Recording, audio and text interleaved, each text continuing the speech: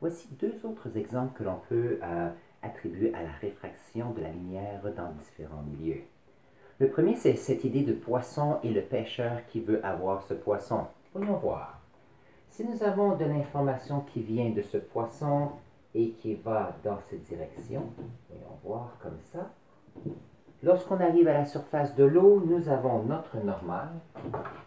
Donc ici, c'est toujours une question de normal qui est perpendiculaire à notre surface. Moi, j'aime bien faire comme cela.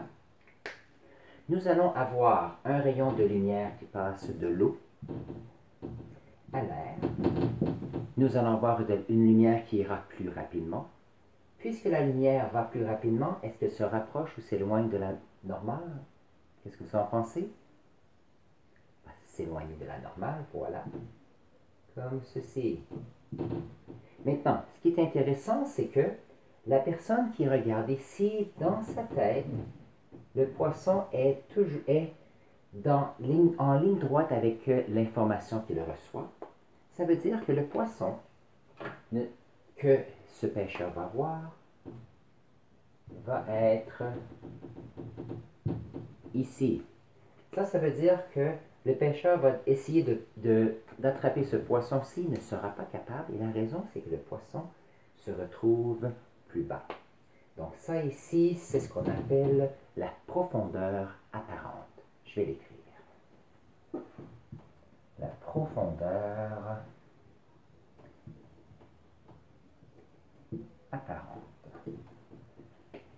Alors le poisson ici apparaît être à cette profondeur alors que le vrai poisson est ici, plus bas.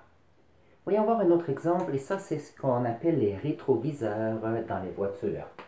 Donc je vais l'écrire ici, c'est les rétroviseurs. Les rétroviseurs, comment est-ce que ça fonctionne? Voyons voir si mes dessins vont bien fonctionner. Si on est une personne qui conduit, vous avez ces miroirs qui sont en haut. Juste en haut ici, ou si on est conducteur de côté, comme ça on peut voir les voitures derrière nous. Alors si j'ai un rayon qui vient de derrière moi, qui arrive à cet endroit-ci, quelques petites choses arrivent. Premièrement, on a une normale qui est comme ça. Et donc, on entre dans un milieu où la vitesse va ralentir et donc se rapproche de la normale. On a ici une autre normale qui est un miroir dans le bas, ici. On aura un rayon où l'angle de réflexion est le même que l'angle d'incidence et celui-ci est réfracté. Donc on a un rayon qui va comme ceci, entre dans le miroir et réfléchit ici, va dans un endroit qui passe du vert à l'air, et ici on a l'information qui arrive aux yeux de la personne.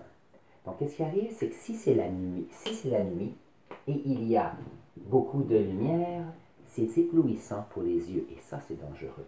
Durant le jour, on ne voit pas ça, parce que la lumière est tamisée ou disparaît un peu avec la lumière du jour. Par contre, si on est dans la nuit, c'est très dangereux. Alors, ce qu'on va faire, il y a un petit mécanisme, habituellement ici en bas, et on va changer l'angle du miroir. Maintenant, il y a deux façons de faire cela, soit qu'on le monte vers le haut ou on le descend. L'exemple que j'ai ici, le miroir descend. Voyons voir qu'est-ce qui arrive. Nous avons toujours notre rayon qui arrive comme cela. Maintenant, ce que j'ai oublié de mentionner tout à l'heure, c'est que le rayon qui arrive ici, il y avait un peu de réflexion qui était partielle ici, alors que la majorité du rayon passait dans le verre du miroir. Ici, qu'est-ce qui arrive? Nous avons une normale, comme cela, et nous avons une réflexion qui est partielle ici. Écrivons-le. Réflexion partielle. Très bien. Maintenant, que se passe-t-il à l'intérieur du miroir maintenant? Nous avons ici un rayon où la lumière va ralentir, donc se rapproche de notre normale. Il y a une autre normale juste ici. Nous allons avoir un rayon qui sera réfléchi comme cela. Et nous avons un rayon qui, celui-ci passe du vert à l'air. Et qu'est-ce qui va arriver? C'est que la lumière va accélérer, donc s'éloigner de la normale. Et donc, nous avons ici un rayon qui va descendre comme ça. Alors, le conducteur ici reçoit seulement une petite concentration de la lumière. Donc, la nuit, c'est très confortable, alors que la majorité de la lumière va arriver et habituellement va arriver sur le conducteur. Alors, sur ce, passez une belle journée.